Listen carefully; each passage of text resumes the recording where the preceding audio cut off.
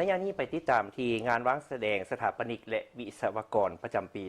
2025 ภายใต้หัวข้อวิวัฒน์อาศัยได้แสดงให้เห็นถึงการเติบใหญ่ขยายตัวของเวียกงานสถาปัตยกรรมและวิศวกรรมการก่อสร้างอยู่ในสปป.ลาว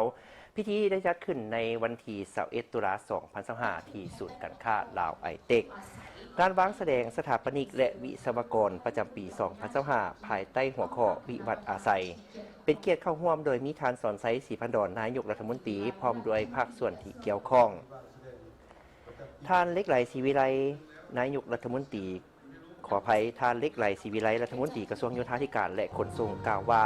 งานนี้มีความหมายความสำคัญหลายได้แสดงให้เห็นถึงการเติบใหญ่ขยายตัวของเวียกงานสถาปัตยกรรมและวิศวกรรมการก่อสร้างอยู่ในสาธารณรัฐประชาธิปไตยประชาชนลาวเวียกงานสถาปัตยกรรมและวิศวกรรมก่อสร้างซึ่งมีความสำคัญหลายต่อการพัฒนาเศรษฐกิจสังคมของชาติโดยเฉพาะสถาปนิกและวิศวกรโยธานักศึกษานักธุรกิจผู้ผลิตและผู้จำหน่ายสินค้าเกี่ยวกับการก่อสร้างพ่อค้าสาวขายและประชาชน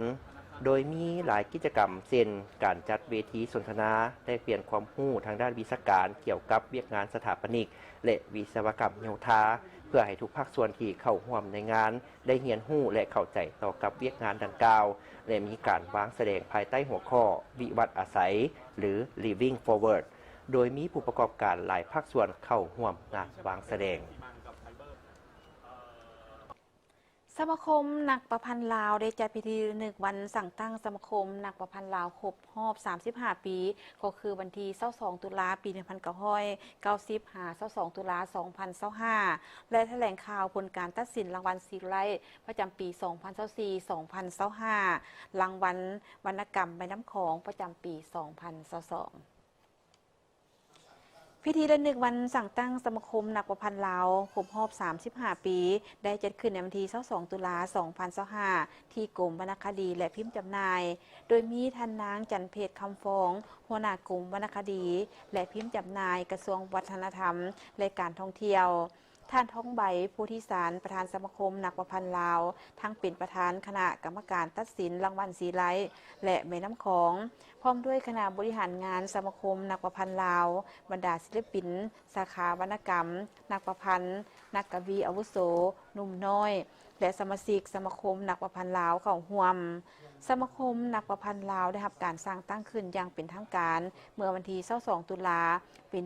1990ที่นครหลวงเวียงจันทร์มาฮอดปัจจุบันมีอายุครบรอบ35 ปีพอดีผลงานการประพันธ์ของบรรดานักประพันธ์นักกวีทั้งหุ้นอาวุโสและหุ้นหนุ่มล้วนแต่ได้มีบทบาทสำคัญประกอบส่วนเข้าในภารกิจปกปักรักษาและสร้างสรรค์พัฒนาประเทศชาติทั้งเชื่อมโยงเข้ากับภาคพื้นและสากล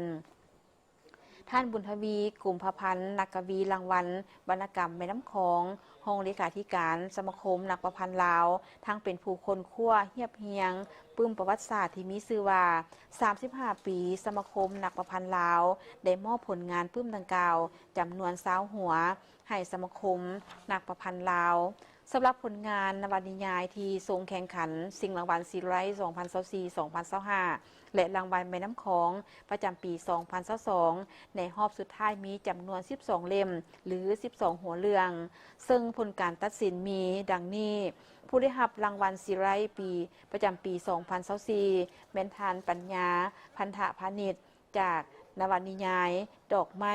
ในกาบระเบิดผู้ได้รับรางวัลซีไรต์ประจำปี 2025แม่นทานบุญทวีกลุ่มพพันธ์จากบทกวีเพ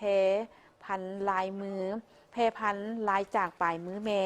และได้รับรางวัลวรรณกรรมแม่น้ำของประจำปี 2022มี2 ท่านคือท่านประสงค์วงคำจันทร์จากนวนิยายชื่อว่าโทรโคงและทานสุริเดชวงพันธ์จากบทกวีถอดคำสอนของปูรางวัลดังกล่าวมีเนื้อในโดดเด่นเป็นเอกลักษณ์มีศิลปะการแต่งสูงมีคุณค่าวรรณกรรม